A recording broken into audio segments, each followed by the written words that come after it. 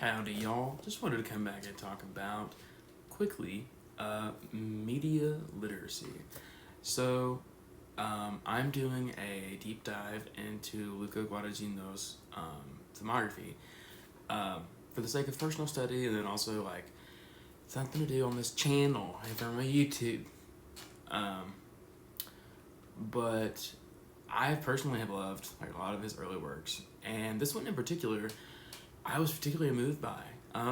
It's such a moving story about a young girl coming terms with sexuality in a world that views her as a woman and the repercussions and sometimes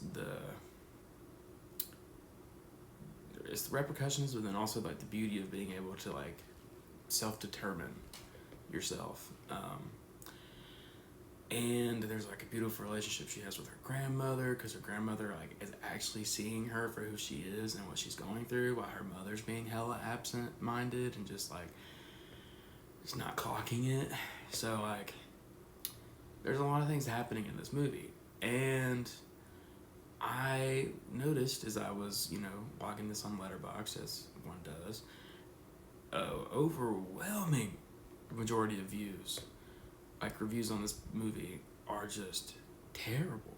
And I was like, am I crazy?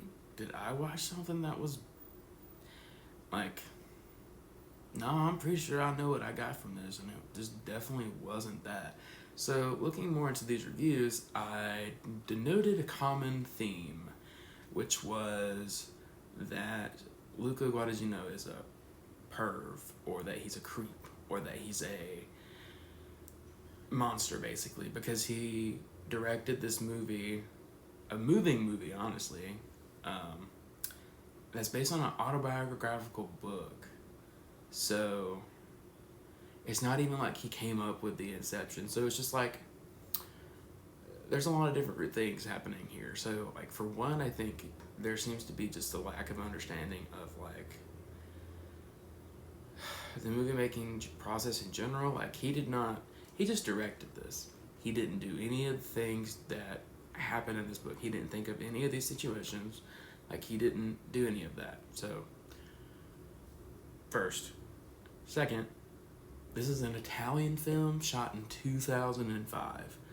Okay, so our American sensibilities and how like they go with the wind, yeah, of course this is not gonna hit you super well. Like you're probably gonna be uncomfortable, and that's okay. You can't have comfort everywhere.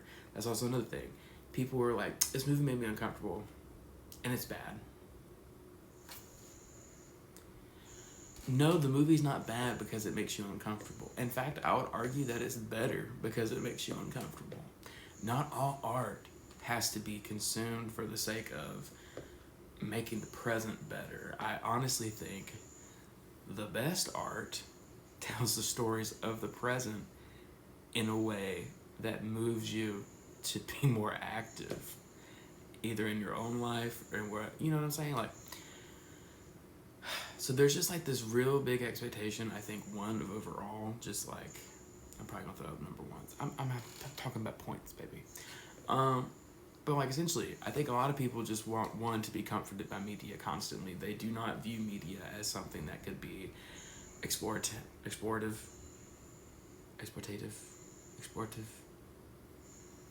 They don't view film as something they could take in on an adventure, is what I'm trying to say. They just want it to be like something that's pacifying and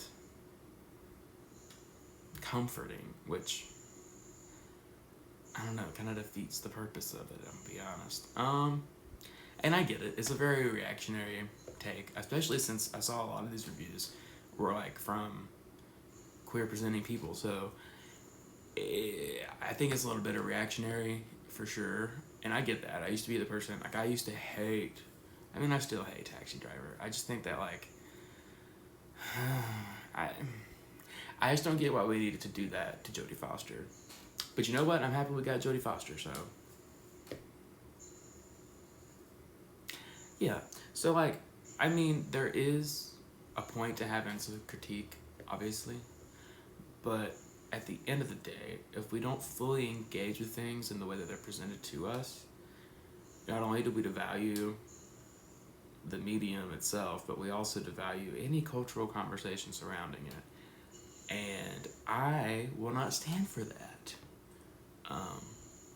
Because that's just not cool. He's not a creep, okay? And I said it first. And it also just comes off like very policing. Like, why are we trying to label people and like condemn them so quick?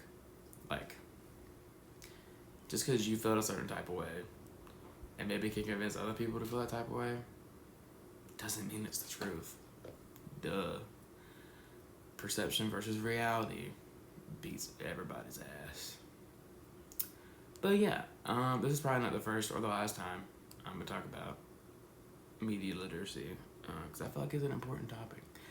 But this in particular was just bothering the fuck out of me, because like,